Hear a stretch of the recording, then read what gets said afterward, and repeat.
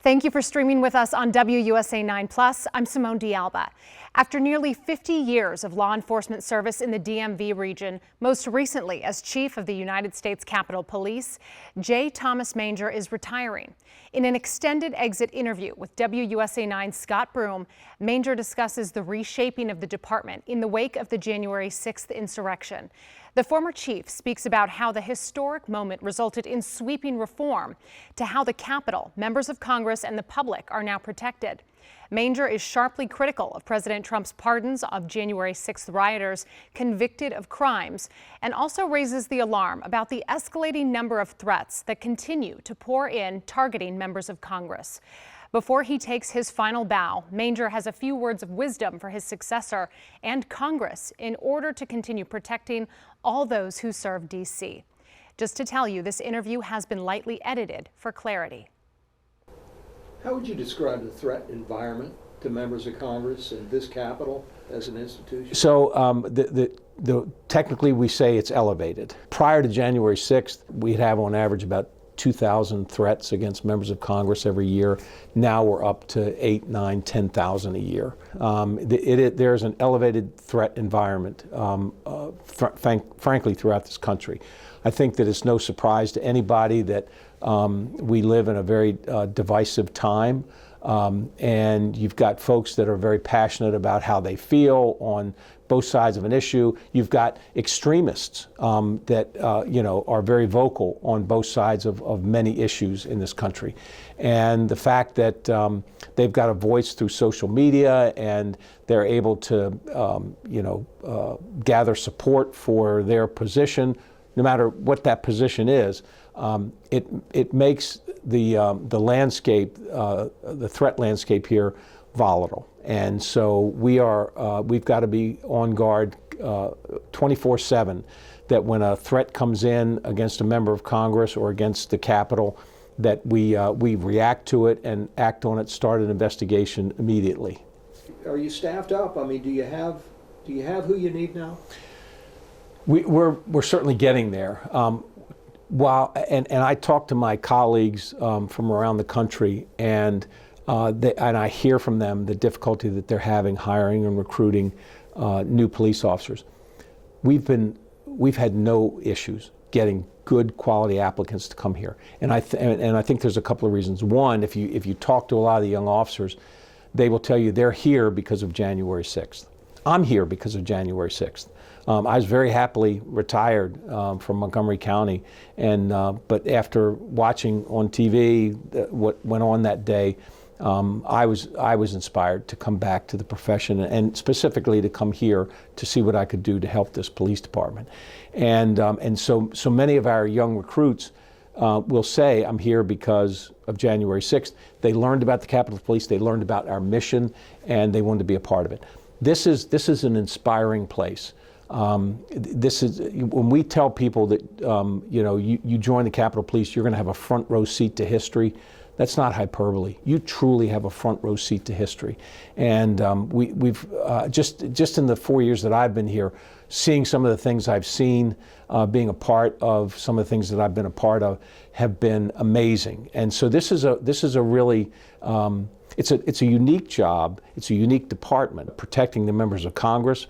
Making sure that the thousands of threats that we get in every day, the millions of visitors that come here to what is an open campus.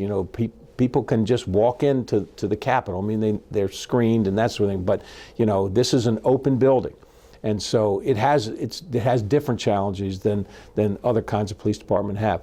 But in answer to your question, we have not had trouble recruiting police officers here, and I think a lot of it has to do with our unique mission. You mentioned January 6th, the impact it had on you personally, the impact it had on bringing new officers here, and yet the perpetrators of January 6th have all been pardoned.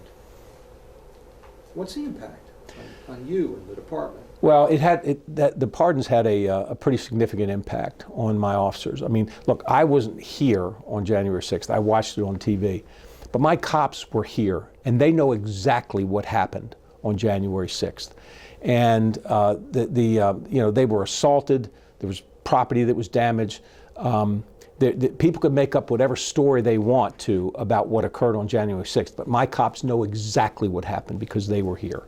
And so the fact that people who were assaulting police officers were just let off the hook it was really, I think, hurtful to my cops, and frankly, an insult to every police officer in this country.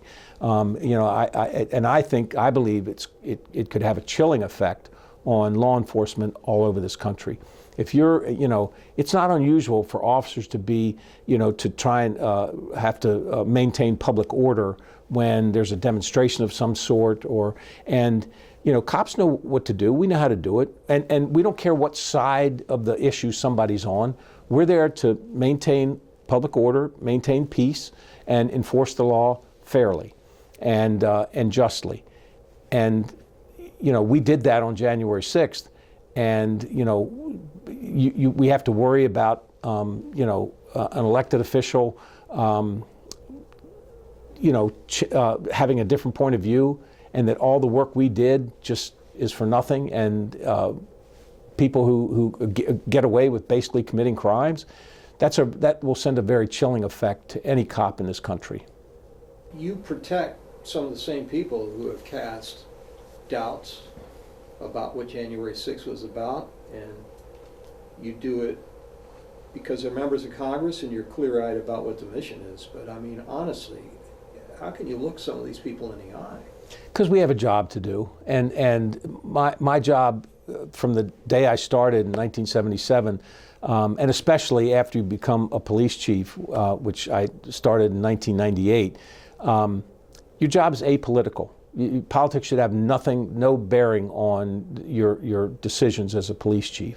And so I know we have a job to do. I know we have a mission to accomplish, and it doesn't matter to me which side of the aisle a person's on. It doesn't matter to me how they feel about any issue, including January 6th. This is a free country. People can believe what they want to believe, but we have a job to do, and we will protect every single member of Congress. What's the unfinished business? There is more work to be done. There's no question about that. We've got a lot of the big things accomplished, but there's specific things. We need the protection responsibilities that we have for members of Congress doesn't end once they leave the Capitol. When the members of Congress are here on the campus, they're pretty darn safe. And but when they go to the airport to fly back to their home districts, when they're in their home districts and they're conducting the business that a congressperson has to conduct, they need to be protected, they need to be safe. And so we have a nationwide responsibility to make sure that happens. And so to get the resources to be able to do that and keep everybody safe, whether they're here, whether they're traveling, whether they're at home, it will require more resources. And my hope is that the next chief is able to get those resources. We've gone a long way to getting where we need to be here in D.C., but we've got additional responsibilities around the country that we need to staff up for as well. Are you literally talking about security for members of Congress all the time at home, as if the Secret Service protects? I don't think we're not there yet, and I hope we never get there. But when a member of Congress says, hey, I'm going to go do a town hall meeting in their home district, and we know that there's going to be demonstrators to show up to try and disrupt that town hall meeting, we have a responsibility to see what we can do to make sure that meeting goes peacefully. And we will contact the state and local authorities there and work with them to make sure that there's security at the event. Every single member of Congress has had a threat at one time or another against them. And many of them have had threats against their families, threats against their homes. And I don't think it's gotten to the point where everybody has you should have a protection detail. I don't think that at all. But everybody deserves to have some level of security that they can maintain their own sense of safety. just because somebody is elected to Congress doesn't mean that they have to accept a unreasonable risk for their own safety. And so we try and make sure that we can put things in place so that everybody has some sense of safety. What scares you the most about the future? The number of threats against members of Congress has steadily rose since I've been here, and it's exponentially higher than it was prior to January 6th. My concern is that the country will get more divided as time goes on, and I hope that doesn't happen. I think we're at a point now where I think a lot of people are saying, look, this has got to stop. We've got to work together. We've got to have more civility and dealing with people that have different points of view. And my hope is that prevails. But I do see the way things have gone over the last 5-10 years, and I hope that it stops at some point and we all take a step back and realize that we can get a lot more accomplished working together, and not just allowing our differences to stop any progress in this country. I think it's important that folks understand that post-January 6th, the morale here, the department was struggling, and it was the men and women of this department that were here on January 6th that were most instrumental in making the changes, making the improvements, and working as hard as human beings can work to make sure this department never had a failure like that again. And I was so blessed to come in here and have so many smart, hardworking people that wanted to fix the things that needed to be fixed, and it made my job a pleasure, for sure. Of all the directives that Congress gave this department and gave you, which is the one that sort of had the most impact on safety and security and operations of this department? I think the recommendations that came under the umbrella of operational planning, and because that takes in so much. I mean, basically that is that you have an event is coming up, that you put together an operational plan so that you can handle that event, and that we completely revamped our operational planning.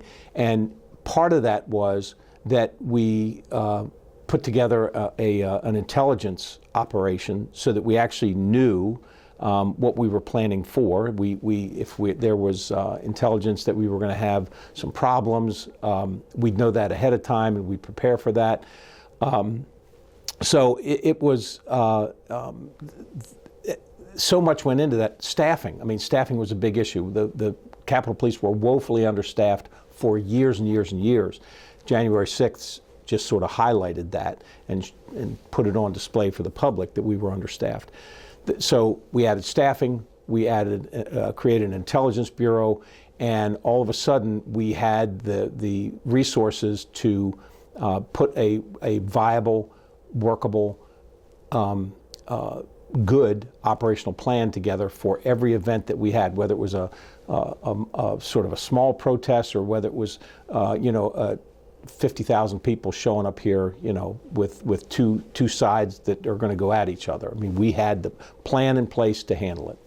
You mentioned intelligence. So much intelligence occurs in an online social media environment. Is that what we're talking about with intelligence? It's part of it. I mean, the Capitol Police have become full players in the intelligence community in the Washington metropolitan area. In fact, nationally, our intelligence operation is on par with other agencies that not only gather intelligence, analyze intelligence, but we're sharing it, we're disseminating it. We've got folks that are the U.S. Capitol Police employees that are sitting over in the FBI and DHS and other intelligence community agencies, so that back and forth, that sharing of information just goes on routinely every day. Are there any threats that you all have diffused that we don't know about that you could tell us about today? Oh, every day. I mean, we get threats against members of Congress. We get thousands of those every year, and you know, in fact, most of them the public would never hear about, because we'll either